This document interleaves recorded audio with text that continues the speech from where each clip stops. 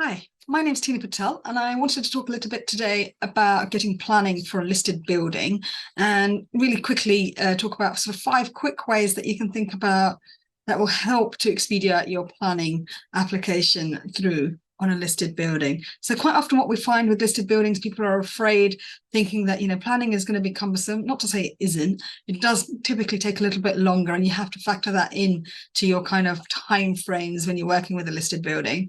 But it doesn't mean to say you won't get approval. And it's really about being sort of clear from the outset about what it is you want to do, understanding how that is impacting the listed building. So quite often with the listed building, people forget that from a planning perspective, we're also interested on the inside fabric of the building, the kind of what's going on the inside. The more detail we provide at planning stage, the easier it's going to be for the planners to determine that application. And so really clear set of drawings, really outlining everything that you're proposing to do, wherever there's a change in materiality, where you're looking to change the condition, i.e. perhaps you're moving some walls, or even if you're changing what we call the hierarchy in a listed building. So perhaps you're moving a bathroom around, or you're changing a room into a different purpose. That may all be impacted in terms of listed building consent, and having a really clear strategy about what you're looking to achieve and outlining that within a clear package. And that package will include drawings and some sort of heritage statement and associated photographs or any other information that can support the planners in making that decision is going to be really helpful. So that's kind of point 1, be clear about what you want. Point 2 is consider whether a pre-app is going to be helpful in your instance. So quite often, particularly if you're working on a listed building that is grade 1, or even 2 in some instances, it might be useful to be able to be in a position to have a conversation with the planners before a formal application is made, particularly if you're proposing something that might be a little bit contentious, or if you are proposing sort of a modern intervention against the old listed building. So perhaps you're extending it, you're joining 2 factors together, you're changing or altering the layouts quite significantly. That's when we'd say actually being in a position to have that conversation with the conservation officer and the planning officers determining it before you make the application might lead to a more successful outcome. So that's kind of, considering whether a pre-application is going to be helpful.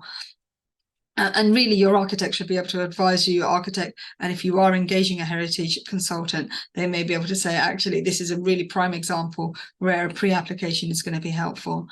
We found in the past, actually, where other architects may have failed to get planning on a conversion of a listed building into, say, residential units, we've said, actually, let's take stock. Let's have a conversation with the listed building officers. Let's make the pre-application, understand what their reservations are, and then we can counter those reservations with a scheme that really is one that they can support. And that does help things. And quite often, if in that stage you can get to a position where the listed building officer, conservation officer from the council can meet you on site, that's going to help to kind of smooth things along, so they can really see the heritage fabric of the building, but also what's left of it. Because quite often what we find when we go into a listed building is there's not actually that much left in the building that is original.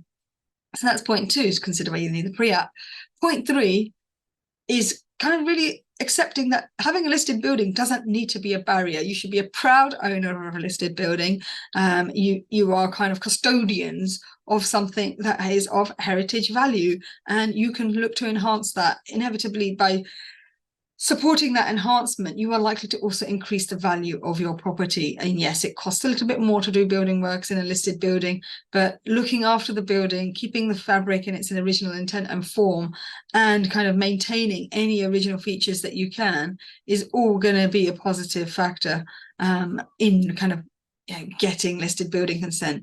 And kind of the way that you do that is kind of be sensitive, really. So if you do have some parts of the building that do have sort of original skirtings and cornices, try and expose them, try and restore them. All of these things are going to be probably viewed positively by the planning officers. But, don't try and destroy what is left of a historical building.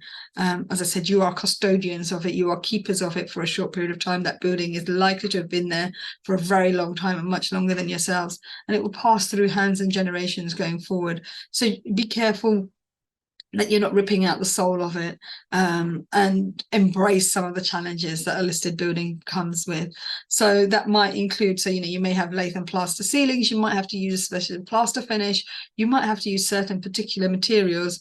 That's kind of being sensitive to the building. But in parallel, sometimes when you use the wrong material in these sort of buildings, it's just not compatible. So, for example, if you use the wrong type of plaster finish on the walls, you may find that you get more incurrence of damp and things like that. So just having a really clear idea of how the building was originally designed and what's going to work in that context is going to really help you to kind of make sure you have a more successful build going forward.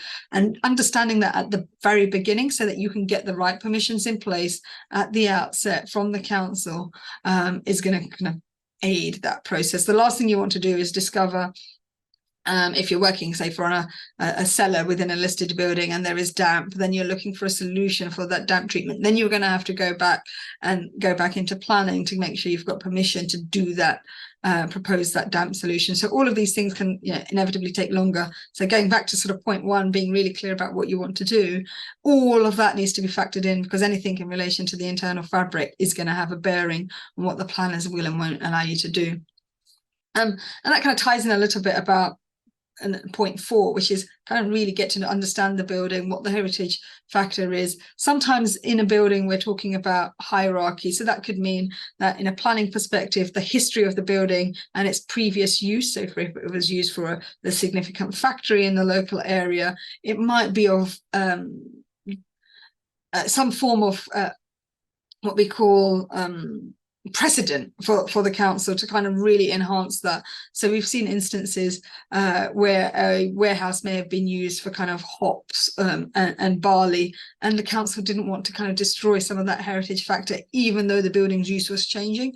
And so you'd kind of put references to that in the design so that it's still very evident that this building at one stage was used for that purpose, but buildings do need to evolve and the planning system does allow for that, but it's being sensitive to that. In other instances, we've put in sort of bathrooms in rooms that typically wouldn't have been allowed to have been bathrooms or weren't designed to be bathrooms, and a case and argument is presented to the council to say, actually, within this listed building, if we want to serve it for generations to come, we would like to kind of, insert a bathroom that is a low touch, has a low touch impact on the building, so that it could easily be removed and then restore the building back to its original fabric.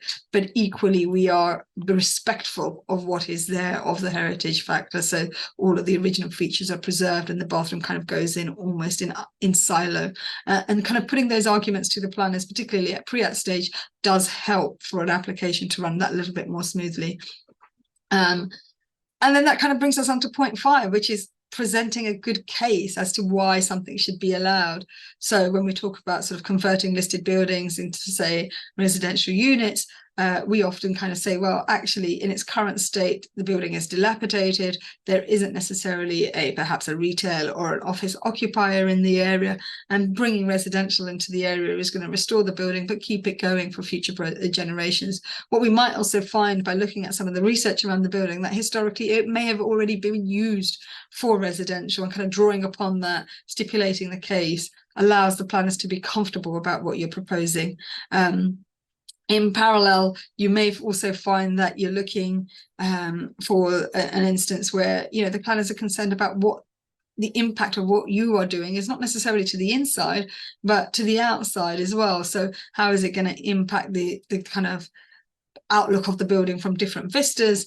Who's going to support it, who's not going to support it? So presenting a good case with good, clear drawings, perhaps some visuals, some 3D imagery, kind of to say to the council, actually, the impact of this is, yes, there is an impact. There is no disputing there is an impact when you do some sort of intervention on a listed building, but it's not going to be harmful to the building fabric. And it's being mindful of those sort of things, presenting the case really clearly, and kind of having that conversational approach with listed buildings that we find really does help a listed building get through planning. So I hope you found that useful. There's plenty more material on listed buildings on our website, so please do get in touch if you find any of it of more merit.